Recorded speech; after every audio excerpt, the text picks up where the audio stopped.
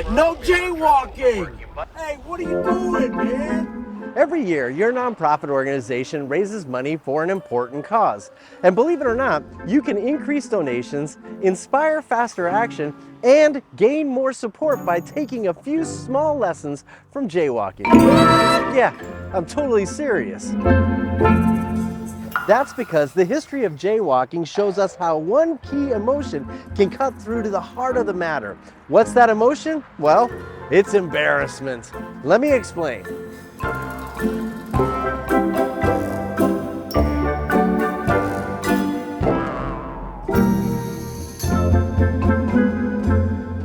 Before the early days of the automobile, most city streets were crowded with horse-drawn carts, walking pedestrians, and kids playing with their friends.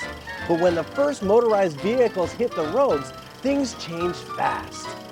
More than 200,000 Americans, many of them children, were struck and killed by cars in the 1920s, and public opinion against these motorized murder machines was dropping with each passing year. The budding auto industry needed to take action. So, they decided on a brilliant psychological campaign to help the public get used to a radical idea. The city streets belong to the automobile. Now, they could have simply shared information and statistics about how dangerous it was for kids and adults to linger on the roadways, but instead, they decided to tap into a delicate emotion that would be sure to inspire change: embarrassment. You must be so embarrassed! They coined a new term: jaywalking. In the 1920s, a jay was an uncultured rube from the countryside. So a jaywalker was seen as a country bumpkin who blundered around urban streets. The next thing they needed for their embarrassment campaign was an army of people to help them spread the word. So newspapers began printing articles about the dangers of jaywalking, and the Boy Scouts of America began to stand watch on the curbs, handing out cards cautioning people against jaywalking. The results were stunning. People were so afraid of being labeled as country bumpkins that they began to use more care in crossing the traffic-filled streets, and deaths went down. I'll show all of them. So, why is it that an emotion like embarrassment can inspire such action when more logical reason seems to fail? Well, I first began thinking about this topic when I heard this quote: "Emotion leads to action, while reason leads to conclusions." You see the truth of this statement over and over and over again. For instance, if you simply tell people to donate money to help save suffering animals, people tune out your message and come up with excuses for why it doesn't apply to them. People reason themselves out of making a purchase or making a donation or changing their behavior. On the other hand, if you broadcast a commercial filled with heartbreaking emotion, you'll have people diving for their purse strings. Emotion leads to action. It might not happen immediately, but it happens. Thank you for calling.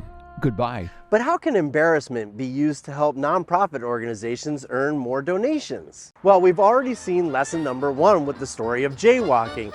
The only reason this campaign was so effective was because the newspapers and the Boy Scout troops helped spread the word. So, if you're trying to get people to pledge money to a nonprofit, make sure you have an army of people ready to help. Now, if I could only get people to use the long honk to stop people from texting and driving. To learn the next lesson, we can look at another transportation-related campaign. Set fire. A public service announcement launched by Metro Trains Melbourne in Australia was hoping to lower the number of deaths due to children playing on the railways. The group created a wildly popular song called "Dumb Ways to Die," which warned kids of the many horrible and downright dumb ways they could hurt themselves if they weren't careful around trains and train tracks. So many dumb ways to die. The song was viewed more than 325 million times on YouTube and even inspired a successful app and a video game. And kids across the country did everything they could not to get hurt for fear of being labeled dumb. So, lesson number 2, you need to have a clear understanding of exactly what would embarrass your audience. This campaign only worked because it tapped into a childhood need to fit in and not be seen as dumb as their peers. So many dumb ways to die. To see our final example, we need to travel from Australia up to the UK and look at the British Tax Agency. Now, in order to battle the growing number of delinquent taxpayers, the organization decided to embarrass the public into paying. They sent out a series of letters with statements like, 9 out of 10 people in the UK pay their taxes on time. You are one of the few people who have not paid us. You are one of only a few in your hometown who have not paid. With each letter, they saw an improvement, with one letter earning a 6.8 rise in compliance. So, lesson number 3, find out what your audience has already done, which might cause embarrassment.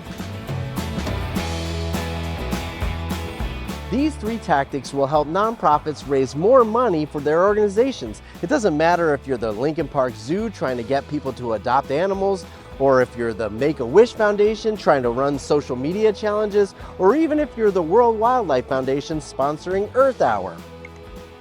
When you use these 3 embarrassment lessons, you'll get your audience to take serious action more quickly, and it'll work much faster than trying to convince them through reason alone. And that, my friends, is nothing to be embarrassed about.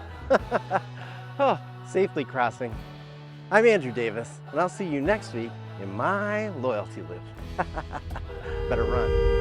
Hey, what? No jaywalking, you freaking moron! What are you, freaking country bumpkin?